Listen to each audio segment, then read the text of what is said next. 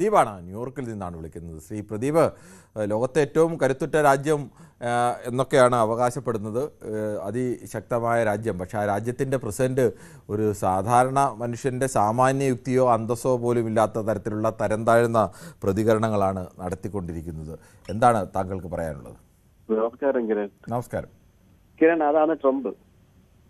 അതാണ്. നമ്മൾ കേരളത്തില് എത്രയോ നീർന്ന വിഷയമുണ്ട്. ആ സമയത്ത് ഈ ഒരു വിഷയം എന്തുമാത്രം ഗുണം ചെയ്യുന്ന എനിക്കറിയത്തില്ല. ഈ ഒരു വിഷയത്തിനേക്കാളും 1000 മടങ്ങ് പ്രാധാന്യമുള്ള എത്രയോ വിഷയങ്ങൾ നമ്മുടെ നാട്ടിന് ഗുണകരമായ രീതിയിലുണ്ട്. ട്രംപ് ഇത് ഇന്ന് തുടങ്ങിയല്ലോ. ട്രംപ് ഒരു 1000 തവണ ഇന്ത്യക്കെതിരെ, ഓരോ രാജ്യങ്ങൾക്കെതിരെ അത് പറയും. Is Trump doing business. അയാൾ ഒന്ന് ചെയ്യണത് അയാളുടെ ഇപ്പം തന്നെ അയാളുടെ വാല്യൂ കണ്ടില്ലയോ? പിന്നെ അതേപോലെ ഇത് ഞാനിന്ന് സംസാരിക്കണം ചോദിച്ചാണ്, നമ്മുടെ ബിനോയ് കൊല്ലോ എന്ന് പറഞ്ഞൊരു സുഹൃത്തുണ്ട്. പുള്ളി നിരന്തരം വന്ന് കിടന്ന് കരയുക, അങ്ങ് ട്രംപിനെ നമ്മൾ ബഹിഷ്കരിക്കണം, അമേരിക്കയെ ബഹിഷ്കരിക്കണം. ഞാൻ മനസ്സിലാക്കിയെടുത്തോളം അദ്ദേഹം ഏതോ ഒരു കച്ചവടം അമേരിക്കയുമായി ചെയ്യുന്നു. പിന്നെ ഇന്നെന്തോ അയാള് കോൺഗ്രസിന്റെ രീതിയിൽ എന്തോ ബഹിഷ്കരിച്ചെന്നെന്തോ. അമേരിക്കയുമായി കച്ചവടം നടത്താൻ പറ്റിയ അത്ര വലിയ ബിസിനസ്സുകാരനൊന്നും അല്ല ഈ ബിനോയ്. അത്രയും അറിയില്ല.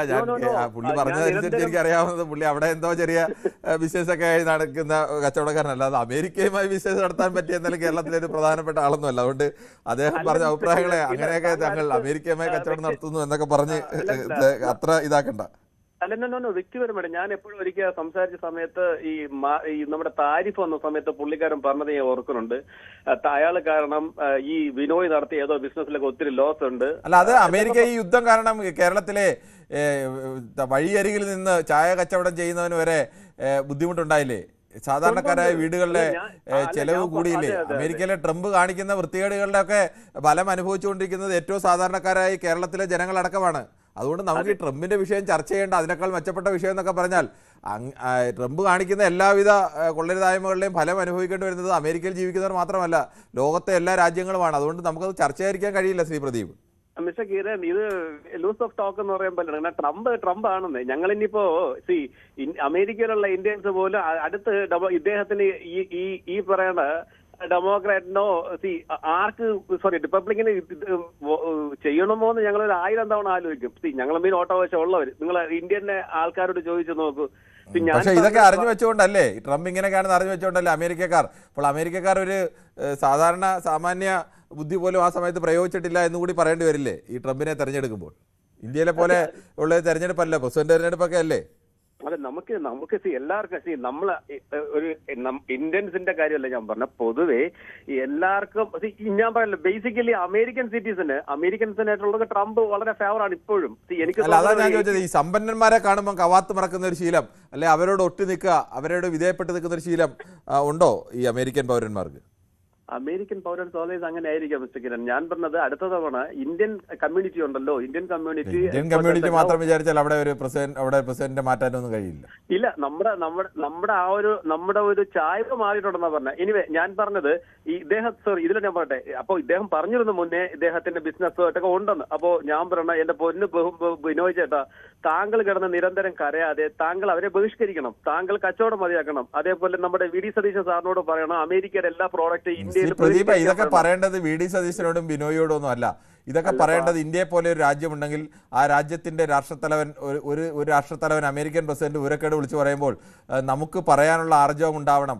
നിങ്ങൾ വിളിച്ചു പറയുന്നത് വിവരക്കേടാണ്, ഇത്തരം വിവരക്കേടുമായി വിളിച്ചു പറയരുത് എന്ന ആർജവത്തോടു കൂടി ലോകത്തെ 2 or 3 പ്രധാനപ്പെട്ട രാജ്യങ്ങൾ പറഞ്ഞാൽ നാളെ ഇത് ട്രംപ് പറയാൻ ട്രംപിന്റെ നാവ് അതിന് പൊങ്ങില്ല. അപ്പോൾ 10 വട്ടം അയാൾ ആലോചിക്കും. പക്ഷെ അതിന് ലോകരാജ്യങ്ങൾ പലരും തയ്യാറാവുന്നില്ല. എന്ത് ചെയ്യാൻ പറ്റും? നമുക്കത് ആർഗ്യൂ വേണ്ടി ഞാൻ ബേസിക്കലി ഞാൻ പറയാം, ട്രംപ് ഈസ് സ്റ്റുപ്പിഡ് ആണ്. ട്രംപ് ചെയ്യണത് തെന്നതിനാണെന്ന് വെച്ചോളൂ. I M so sorry using the word. Trump ചെയ്യണത് മോശമാണെന്ന് വെച്ചോളൂ.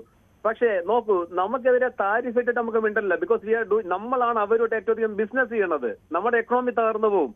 പിന്നെ അത് മാത്രമല്ല, നമ്മൾ ഇതിലൊന്നും പിടിച്ച് വല്ലവന്മാരും പരസ്പരം പറയുന്നതിനും ഞങ്ങൾ എന്തിനാ ഏറ്റുപിടിക്കാൻ നിൽക്കണേ? We have lots of things to do. Indian പ്രധാനമന്ത്രി പ്രദീപ, അത് തന്നെയാണ് പ്രശ്നം.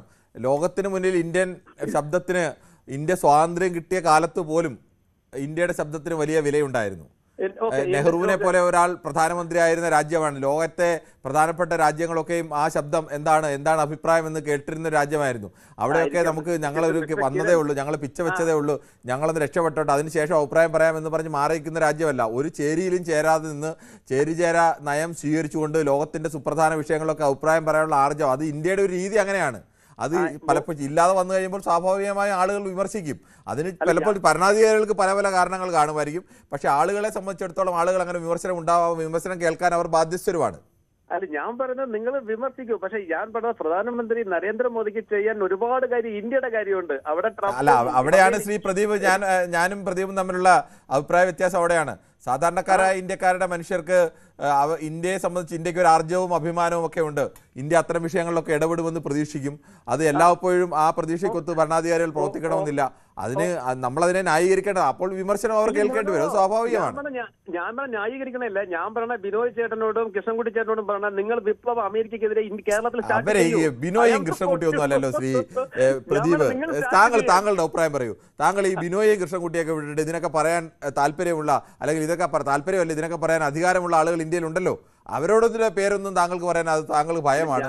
എന്നിട്ട് ബിനോയെയും കൃഷ്ണൻകുട്ടിയൊക്കെ എന്തിനാണ് പിടിക്കുന്നത്? അല്ല, അവര് നമ്മൾ നേതാക്കന്മാർ മോദിയെ പറഞ്ഞതിന് പകരം ഞാൻ പറഞ്ഞ സതീശൻ സാറിനോട് പറയൂ, നമുക്ക് കേരളത്തിന്റെ മുഖ്യമന്ത്രിയാണോ പിന്നെ അമേരിക്കൻ പ്രസിഡന്റിനെതിരെ പ്രതികരിക്കേണ്ടത്? അല്ല, ഞാൻ ചെറുതിലെ തുടങ്ങാനേ. ചെറുതിലെ തുടങ്ങുന്ന എന്തിനാണ്? താങ്കളുടെ ഒറ്റ പ്രശ്നം ഇതാണ്. ഞാൻ നേരത്തെ പറഞ്ഞാണ്, ഈ അമേരിക്കൻ പൗരന്മാരുടെ പ്രശ്നം പോലെ തന്നെയാണ് താങ്കളുടെ പ്രശ്നം. ഈ സമ്പന്നന്മാരോട് ശക്തന്മാരോട് ഒരു വിധേയത്വം. അവിടെ വരുമ്പോൾ നമ്മൾ കവാത്ത് പറഞ്ഞ് അതിന് വിധേയമായി നിന്ന് സംസാരിക്കുക. അതാണ് പ്രശ്നം. ദുർബലന്മാരുടെ തലയിൽ ചാടിക്കയറുക. ട്രംപ് ഇത് തന്നെയാണ് ചെയ്യുന്നത്. റഷ്യക്കെതിരെ യുദ്ധത്തിന് ട്രംപ് പോവോ? ചൈനക്കെതിരെ യുദ്ധത്തിന് ട്രംപ് പോവോ? ഇല്ല. ട്രംപ് പോകുന്നത് ഇറാനെതിരെ. ഇപ്പോൾ ഒരു റഷ്യയിലെ പ്രധാനപ്പെട്ട ഒരു നേതാവ് മരിച്ചാൽ, ചൈനയിലെ ഒരു നേതാവ് മരിച്ചാൽ ട്രംപിന്റെ നാവ് ഉയരുമോ ഇങ്ങനെ വർത്തമാനം പറയാൻ? ഉയരില്ല. കാരണം എന്താണ്? അവർ ശക്തരാണ്. ഇറാൻ പാവപ്പെട്ട രാജ്യം, ദരിദ്ര രാജ്യം, മൂന്നാം ലോക രാജ്യം. അതുകൊണ്ട് അവർക്ക് നേരെ എന്തും വിളിച്ചു പറയാം.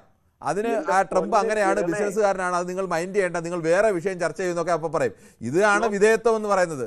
ഈ സമ്പന്നന്മാരോടും ശക്തന്മാരോടും ഉള്ള ഒരു വിധേയത്വം അല്ലെങ്കിൽ അടിമ മനോഭാവം എന്നൊക്കെ പറയും. ഇത് വിധേയത്വം അല്ല മിസ്റ്റർ കിരൺ, എന്റെ പൊന്ന് കിരൺ. ഞാൻ പറയുന്നത് നമ്മൾ ആദ്യം ഒരു കാര്യം മനസ്സിലാക്കേണ്ടത്, നമുക്ക് അമേരിക്കയെ എതിർക്കുക, ഇതെല്ലാം ശരി തന്നെ. പക്ഷേ കേരളത്തിൽ ഇന്ന് ഇപ്പൊ ഈ ട്രംപ് ഒരു വിടുവായത്തിനും പറഞ്ഞു, അല്ലെങ്കിൽ അയാൾ അതാണ് ട്രംപ് അവര് ഇറാനെ കുറിച്ച് പറഞ്ഞത് ഇന്ത്യയെ ഏത് രീതിയിൽ ബാധിക്കുന്നത്. ഇന്ത്യയിൽ എന്ത് നോക്ക്, ന്യൂസ് 18 അമേരിക്കയുടെ ഭാഗമാണ് അല്ലേ? ഈ ന്യൂസ് 18 അമേരിക്കൻ ചാനലിന്റെ ഭാഗമല്ലേ? ന്യൂസ് 18 അമേരിക്കൻ ചാനലിന്റെ ഭാഗമൊന്നുമല്ലേ? ഏതോ താങ്കൾക്ക് ന്യൂസ് 18 ഇന്ത്യൻ ചാനലാണ്. ഇന്ത്യയിലെ എല്ലാ താങ്കൾ എന്തറിഞ്ഞിട്ടാണ് പറയുന്നത്? ഞങ്ങൾ ഓരോരോ കാര്യങ്ങൾ പറഞ്ഞിരുമ്പോൾ ന്യൂസ് 18 ഉടമസ്ഥാവകാശം. തൽക്കാലം എനിക്കത് വിശദീകരിക്കാനൊന്നും ഞാൻ കുതിരുന്നില്ല. ന്യൂസ് 18 എന്തായാലും ഇന്ത്യൻ ചാനലാണ്. ഇന്ത്യൻ ചാനലുകൾ പ്രവർത്തിക്കുന്നതൊക്കെ ഇന്ത്യൻ ചാനലുകളാണ്. എല്ലാ പത്രങ്ങളും ചാനലുകളും ഒക്കെ ഇന്ത്യൻ ചാനലാണ്. തൽക്കാലം ആ ചർച്ചയ്ക്കും ഞാൻ എന്തായാലും ഇല്ല. ശരി പ്രദീപ്. ആവശ്യമില്ലാത്ത കാര്യം ട്രംപ് പറയോ പറയാതിരിക്കോ ചെയ്യട്ടെ. അല്ല, ട്രംപ് പറയോ പറയാതിരിക്കോ ചെയ്യട്ടെ. അതിന് അഭിപ്രായമുള്ള ആളുകൾ അതിനെ വിമർശിക്കും. അപ്പോൾ ആ അഭിപ്രായത്തെ കേൾക്കാനുള്ള, അതിനെ ന്യായീകരിക്കാൻ നിൽക്കുമ്പോൾ അതിനെ കേൾക്കാനുള്ള മനസ്സുകൂടി വേണം.